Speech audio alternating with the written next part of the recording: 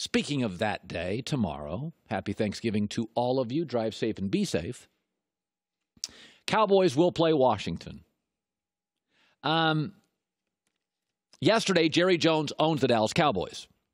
He was asked about the Monday Night Football game, Rams-Chiefs, that crazy, crazy football game, and all the offense and 1,000 yards and 1,000,000 touchdowns. And Jerry was asked if the Dallas Cowboys could ever look like that in the near future. It's interesting. I want to talk about sustainability. Now, the Cowboys years ago, remember that photo with Romo and Witten and Dez and all those guys? They thought that was going to be sustainable for years, and it was not. Romo got hurt. Dez got crazy. I'm going to show you some pictures of offenses and teams we thought were sustainable for years and years. The Seattle Seahawks. People thought that was sustainable. It was not. Pete was in his mid-60s. He'd come out of college and nailed his first 3 drafts. He wasn't going to sustain finding superstars in the 5th, 6th round. 3rd, 4th, 5th, 6th round. They paid too much money on the defensive side, too much noise, and it blew up. 6 years ago, we thought that was a decade dynasty.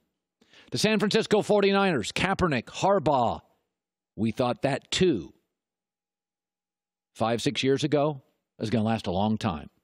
But Kaepernick was always more runner than thrower. Harbaugh didn't get along with the GM, Trent Baalke, who has a huge ego, or the owner, Jed York. And in the end, Jim left. It was not sustainable. Let's talk about the Green Bay Packers. If I'd have told you after that first Super Bowl, yeah, they'd go another 7, 8 years, wouldn't get back there. Frankly, don't get very close. You'd have said, what? But let's be honest. Mike McCarthy and Aaron Rodgers, never been an ideal fit. McCarthy more of a Favre guy. Let's be honest. It's not a free agent market. Let's be honest. Historically, they're cheap. So as Jerry talks about the Cowboys, I want to talk about sustainability in the NFL. We watched Monday Night Football. Here's what I believe is sustainable in the NFL. Both the Rams and the Chiefs. Let's start with the Rams. Great owner, great coach, great young quarterback, early adapters, L.A. market, building a stadium, free agency hotbed. They will have to pay Goff soon. But the way it's set up, they'll be able to let go of your Ndamukong Suhs, your Aqib Talibs when that happens. This is sustainable for a decade. Leadership, owner, less need, GM, coach, quarterback. The Kansas City Chiefs, let's talk about them. I believe that is sustainable. Excellent, stable ownership from the Hunt family. Andy Reid, one of the great play designers of my life. Patrick Mahomes, a world-class Favre-like talent. Middle of the country, not a lot of noise, not a lot of glare. They can kind of keep to themselves. Andy Reid, head down, design plays, make plays. Rams, Chiefs, sustainable. Let me give you 2 teams in the NFL that a lot of people like I don't think are sustainable. I think they'll be more like the Niners, more like the Romo Cowboys, more like the Seahawks. 2 teams in the NFL like that. Number 1, the Chicago Bears. I do not think they're going to be this shiny and fun in 5 years. Number 1, I think Trubisky's a limited quarterback. Number 2, this is a historically dysfunctional ownership front office group. Number 3, it's a lot of smoke and mirrors. It's a lot of tricks. It's a lot of Copperfield. It's a lot of optical illusion. The league has historically caught up to that.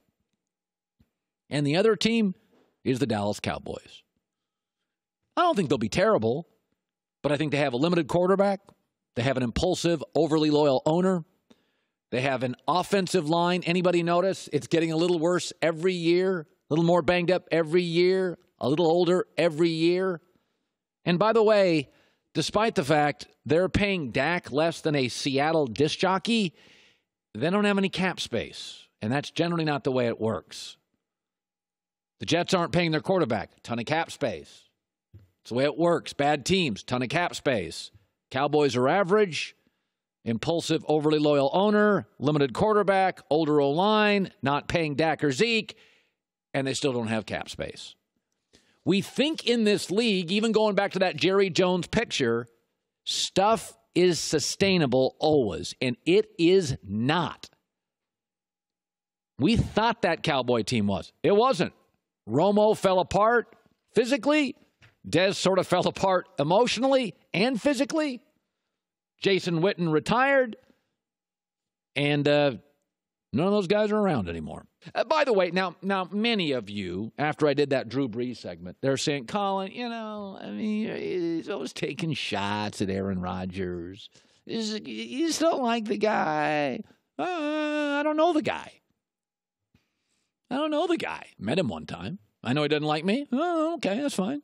Kevin Durant this weekend didn't like me. It's okay. My job is to give an opinion, be honest and forthright, not suck up to pro athletes. Call them like I see them. Let me defend Brett Favre, though, on this, because I know how this is going to play. Brett Favre came out in support of Mike McCarthy this week. A lot of pressure on Aaron Rodgers. Aaron doesn't like him. Brett says he is an excellent coach, that Mike McCarthy. Of course, Favre connects with Mike McCarthy. First of all, their personalities, old school, a little stubborn. They're cut from the same cloth. The other thing is McCarthy saved Favre's career. Mike Sherman was a bad NFL coach. Green Bay was 4-12. McCarthy came in and turned it around in 2 years. They went 8-8, and then they went 13-3. So, of course, Favre loves him. I'd love a boss, too, if he resurrected my career. Of course he loves him. The second thing is, never forget this, McCarthy used to be in San Francisco. And as Greg Jennings told us, the former Packer, he didn't love Aaron Rodgers coming out of college. The thing about Aaron Rodgers and Mike McCarthy that people miss sometimes, who was the number 1 overall pick the year Aaron Rodgers came out? Alex Smith. Who was his offensive coordinator? Mike McCarthy. And it would just be so random.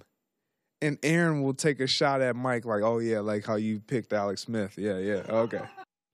So listen, Favre is going to love McCarthy. Same personality, cut from the same cloth, resurrected his career. And there's no question that Aaron Rodgers is a different dude than McCarthy. He inherits McCarthy, and McCarthy is like Favre's guy, and McCarthy once passed on him. I'm not a grudge holder, but I don't forget stuff. I forgive, and I don't forget. I'm not a grudge holder.